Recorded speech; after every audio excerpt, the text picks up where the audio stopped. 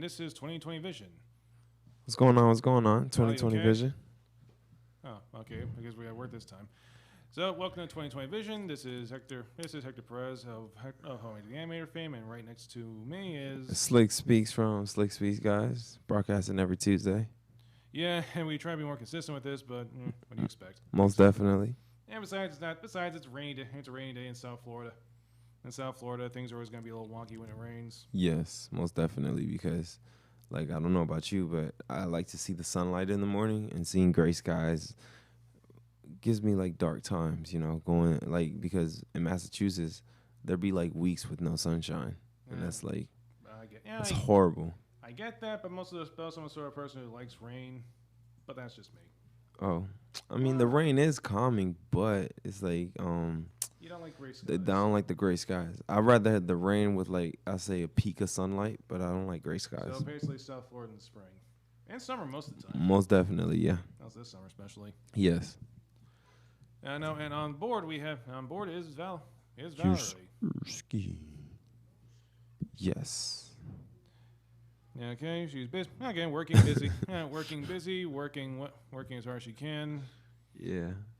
But what was the thing that you had to bring out, like that story that you were talking about beforehand? I've been teasing you guys about that story for the last 20 minutes. Most definitely. I suppose it's funny. I think it's funny to me at least because it kind of happened yesterday when I just tried to do my 1 hour walk.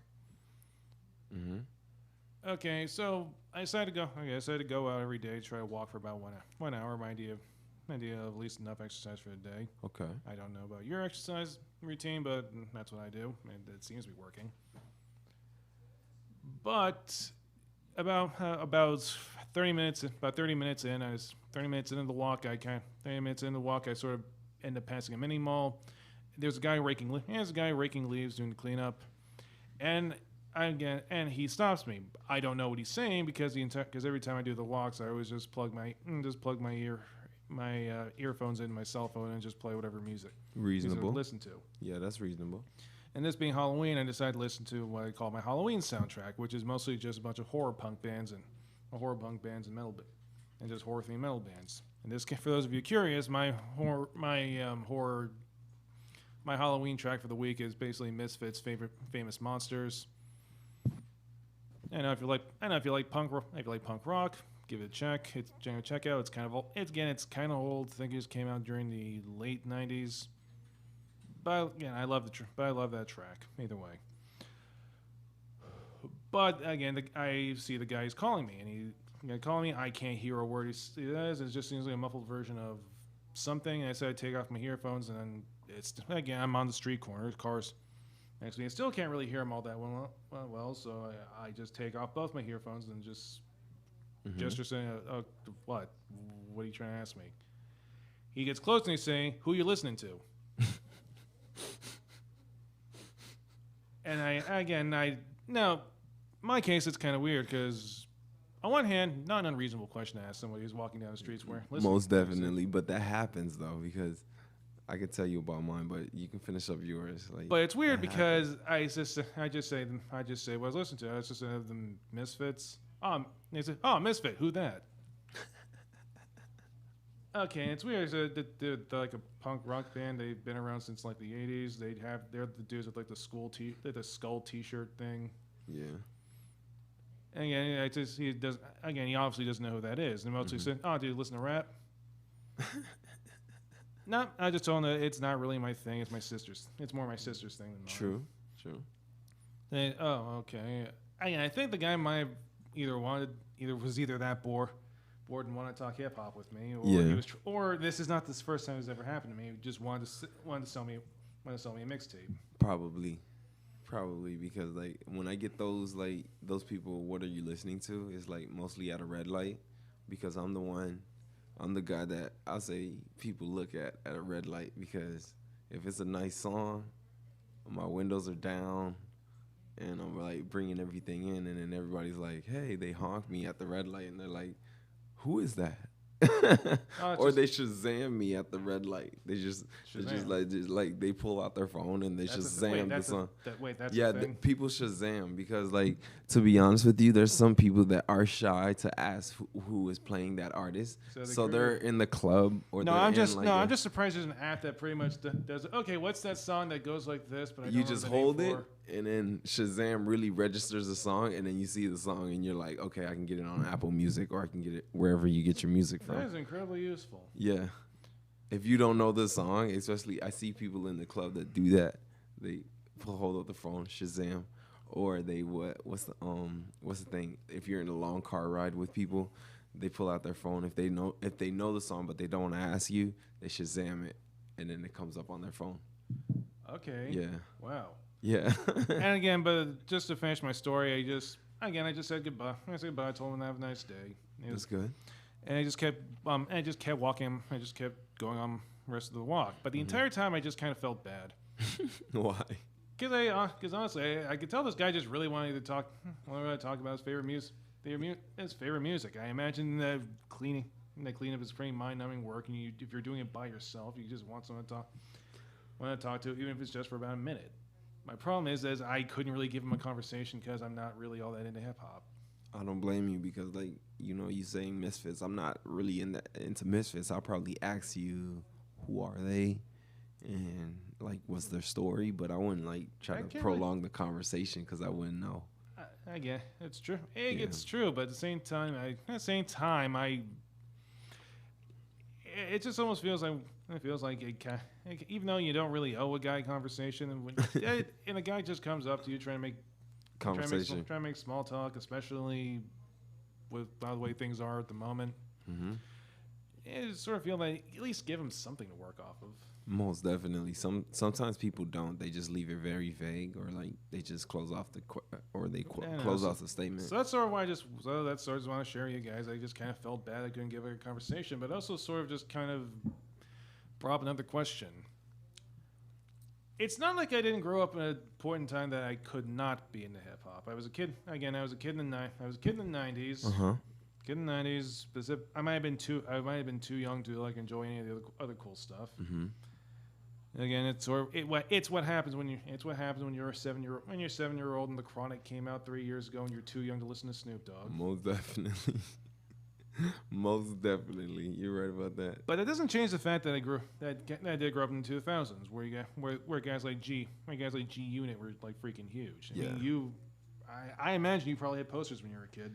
Oh, posters? No, not posters of guys, but I have posters of like the '90s ladies. But I knew G Unit. I knew G Unit was like really big. Yeah, but there's like tons of other guys. No, but when it comes to like hanging up stuff and like I'll say what is it? My parents' home. It was kind of like, it was mostly girls that were hung up on my either door or wall. That's how it was. Yeah, but the same. Like a Britney Spears would be on my wall.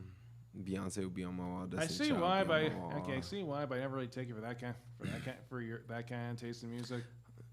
No, it's not my taste of music. It's just like that was the era of the 90s. Like Britney Spears was big. Not saying I have a big Britney Spears album.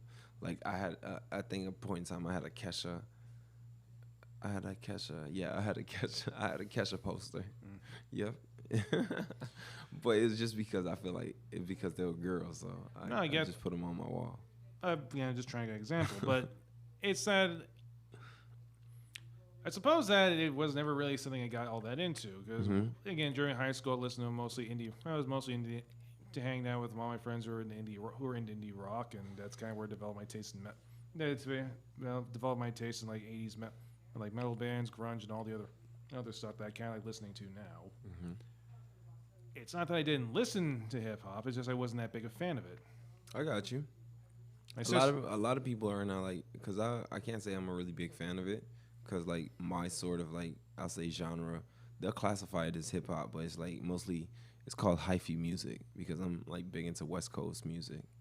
And West Coast music is, like, I'll say it's, like, more of a dance type of feel when you listen to West Coast music. It's, like, weird, odd beats with weird, odd, I can't say weird odd artists, but they're like pretty big artists. That they're But it's more like it's chill. Like I can't say it's chill. Yeah, it is chill to a certain extent, com- but it has a yeah, different. compared to New York. Yeah, compared to New York. New York is like grimy. Yeah, it's more chill, and it's more like you can either easy listen to it or you can dance to it.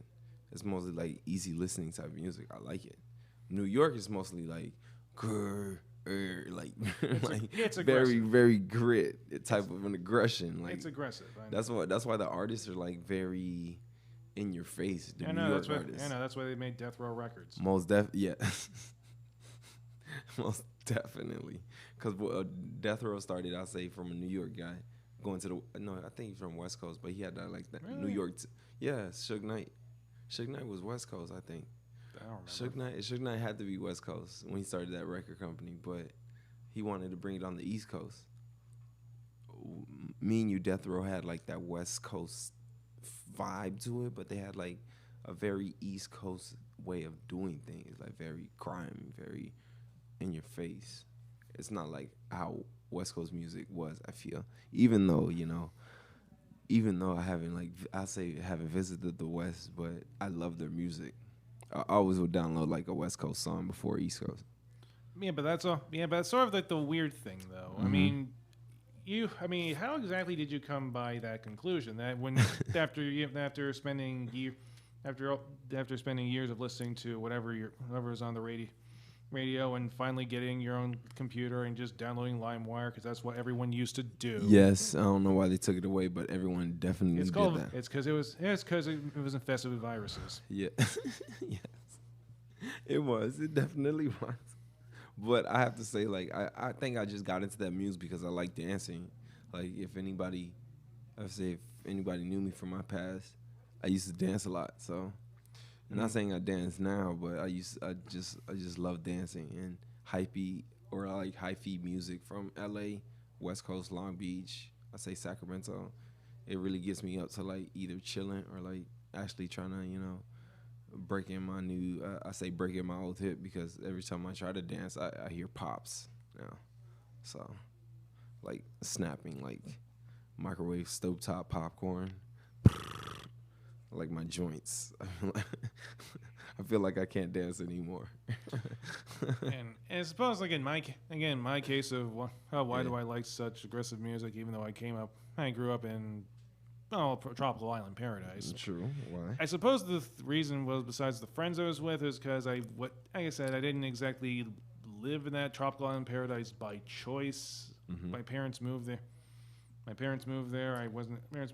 I didn't exactly have a fun time living in my experience there. I was there. I kind of went to high school with a bunch of people I didn't exactly like, and the few friends I did made were gone the other year. And this was before things like Facebook. MySpace was mostly a thing, but so was Messenger. And half the time you only communicate through the friends I did have through Messenger. Okay. But even then, it's not like I could hang out with them because you're like 15, getting a driver's license, getting a car isn't easy. Mm-hmm. And I live literally in the freaking sticks. Oh, yeah, that's the worst. I had good friends that lived in the sticks. Yeah, but here's the thing: your version of the sticks still has streets. No. What is it? I had to be reinvented back into the sticks because, like, I knew people that lived in the sticks down here, but I never called it the sticks. I just called it really far away. Like, Again, that is really far away. But in Massachusetts, the sticks, oh my gosh, like you're literally backwoods. Like some of the roads in the sticks don't even have paved. They're not even paved at all. But there's houses there. There's communities there. But it's like a really backwoodsy type feel. I know, except in my case, backwoods includes a whole lot of mountains. There's a whole lot of mountains. A lot of places that are still under construction. Yikes, the sticks. And it's not. And considering that this is a third world country, a lot of poverty. Oh, true. That's probably why you brought up the whole fact of mine being paved, because some of them are paved. It's just the fact that you're in the Dominican Republic. Most of it, imagine Haiti's not all that much different. Haiti, I say in certain spots because I know when I usually go back to visit, I visit Semak, and Semak is nice. It's like a nice bustling city. Kind of reminds me of like I'll say Bostonish, New Yorkish, but it's a nice bustling city. I just know like there's some pockets in Haiti that I usually never stay in the capital because I don't have any family in the capital. I just fly in, but in some parts of Haiti, yeah, you see that there's a stick like basically there's sticks like within It's the sticks, but between your like travel to such and such location, you'll see the area and you're like, this place is like boondocks. This is not where did this place come from? This place is It's literally came from nowhere. it is no. That place is in theory nowhere, and yet it is still somewhere. Yeah, no, most definitely. But that's sort of my thing. But on top of that, it was the time frame that I was living in. That was pretty much when reggaeton was literally just the only thing anyone listened to. Yeah. And I didn't exactly hate it, but at the same time, that was all anyone listened to. Yeah, it got annoying. And have you noticed like reggaeton have that same beat? It is the only beat they have. That's my issue with it. They changed Honestly, lyrics, songs. It's like It's the sad thing about it's sort of the sad thing about it. I think Don Fairchild is the only one that can probably appreciate my notions of it. It has that same beat, man. Like reggaeton is like To in make and things out wor- the same. To make things worse, it's mostly just mixed. It was just mostly just mixing old beats from dancehall and Dance hall, yeah. But at least they actually did things. At least dancehall, reggae, and soca at least do things with it. Yes. They at least say things. Yes, most definitely. Because like I have to agree with you on that because reggaeton, I mean, It's there fun. is nice artists. It is fun. There's nice artists in it, but it's like You can't just talk about. It's not life. There's more to life than partying, drinking, and women. What is the most poignant thing any of you ever said in your music besides "I got drunk"? I got drunk. Hey, that chick is hot. Let's do it. let's do it. Oh God. And again, I don't bemoan people who like the things they like, because this is really the one thing I'm trying to get to here. Because I was resisting so much to living there, I kind of got into other things with my friends who introduced me to like a crap ton, to like a buttload of actual Latin rock artists. Mm-hmm. They're not nearly as ubiquitous as this in this South Florida as they would be in their homes in Central and South America. True. But again, bands like Quarteto de Nos are amazing. I'm kind of surprised people don't talk about them as much as they should. Because They should. I feel like when it comes to, I can't say concert sales or anything. It's just like basically the U.S. controlling the media of what we need to listen to or what the public or what they want the public to listen to. Because there are artists here in the U.S. that have like good messages behind what they preach upon. It's not even messages really. It's just art. A good vibe of their art, but they push out stuff that doesn't make sense. Like I can't say I really like rap, but what it turned into is like it's all weird. It's just weird. Some of the rap is just weird. They just have nice beats, but it's just. And again, It's like I said, awful. I've at least learned enough that making beats is again the closest thing to understanding actual music theory in its purest form. Mm-hmm. I just kind of wish that most of the people who were on the mic were also the people making the beats. Most definitely, because they can say legit anything now, and then a majority of these people think it's a hit because it's being circulated so many times. Like sometimes, I don't want to hear what you're trying to sell me. Sometimes I like to be on a different vibe. Again, but that's all. But again, that's kind of what. But again, that's sort of why I'm into the things I like. It's the things I like. It's kind of just how I just came to these conclusions. I like songs. I like songs that actually talk about they talk about things. Maybe Correct. they talk about them aggressively, but Correct. some things can't really be. But some messages can't be told calmly. Correct. You can't be soft. You can't sing a song that's about the horrors of war and be calm about it. You can, and there are plenty of songs like that. Most definitely. But some artists would rather just let you experience it through the actual instrumentation and lyrics as you would through any other medium, because that's how music sort of how music functions. Yeah, I just feel like they're kind of filtering the artists that we listen to, because like there's a bunch of artists out there, especially the ones that we are talking about, that actually do have sustenance in their music, but they're pushing out like all this whackness to like distort what we have to, what we want to listen to. I just feel like stay listening to what you need to listen to because that's really ultimately you.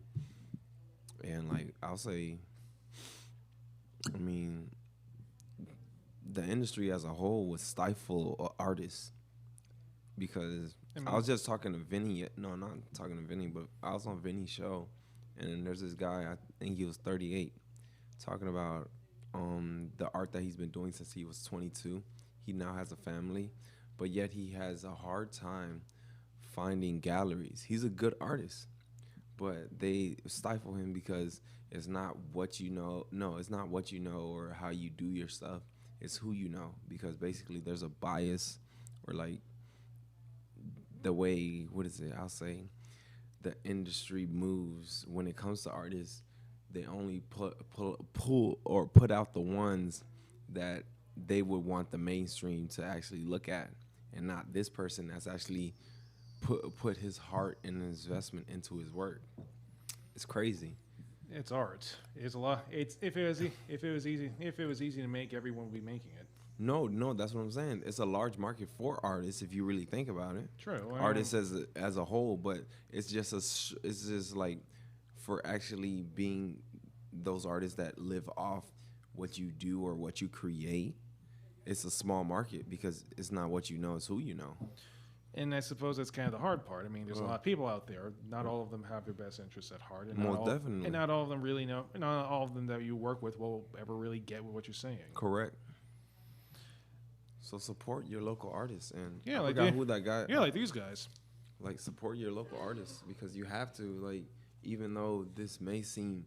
It is old. Actually, funny story about that kind of artwork. It is old. That stuff. That's pretty much still from back in the 1950s, the 50s and 60s. Back before I want to say the Hays Code that you had to censor comic books because believe it or not, even back like in the golden age of comic books, superheroes were not the big draw. No, I mean they weren't. I mean we all think comic books specifically DC publishing just for doing Batman, Superman, Justice League, all that stuff. But before that, they actually did like comic books like House of Secrets. You have other publishers that did Tales from the Crypt. I mean, we mostly know that as a television show now, but that used to be a comic book. Yeah, before like they got into the big superheroes, they were creating stuff. It wasn't even really that. Yeah. It's just that the superheroes weren't the most popular thing. Yeah, it was mostly the story that captivated the people to actually buy them. Also, the art, horror. Again, horror was huge. Okay. But if you want any of want to find out how exactly we got our hands on these babies. Yeah, I'm trying to show all these things off. Yeah, these babies. You can't really tell because it's clear. Please feel free to get in contact with collectiblescafe.net. Toys, movies, comic books, video games, wrestling memorabilia, and whatever your little heart desires. Based on Boca Raton, we can be found at events throughout South Florida. So if you wanted to find anything like say Slick, if you want to ask these guys to find something you like I don't know. I'll say probably a Flash #1. Man. I like the Flash. I like him too. It's kind of a shame. It's kind of a shame how they kind of treat the character in the modern run. But that's for a different show entirely. No, I know what you mean. But I totally think the guys from Collectibles Cafe, collectiblescafe.net could totally nab you like a print of the Flash one. Most definitely, because I will definitely ask them if they can give me a Flash #1. Not to read it, guys, for decoration. Oh yeah, because these aren't like actual. These are not for them. No, they're reprints. But these reprints, but they totally have originals though. Yes, most definitely. And I'm pretty sure the originals cost a lot more than just the reprint. I'll just get the reprint so I can, decoration. So yeah, follow them on Instagram at Collectibles Cafe or email them at collectiblescafe@gmail.com. Follow them on Facebook at Collectibles Cafe. Because this guy has tons of collectibles. Most of them have a lot of money. Excuse me. Most of them have enough money, and believe you me, if you ask him, he probably will have it. Especially if you're into sports. Just ask Freddie. Or just go to the cafe. We kind of just have some of them. We actually kind of have some of them on the walls, or at least used to have most of them. Most definitely. And until next time, guys, another Taco Tuesday for 2020 Vision. This has been Slick Speaks, and beside me, this is Homemade with the animator himself, Hector Perez, and leaving on one last comment. It doesn't matter what you like, as long as you like it and willing to support them. Because let's be honest, if art was easy, you'd be making it. Yes, and don't stifle your artists. Let them grow. Okay. This has been 2020 Vision. Sign off.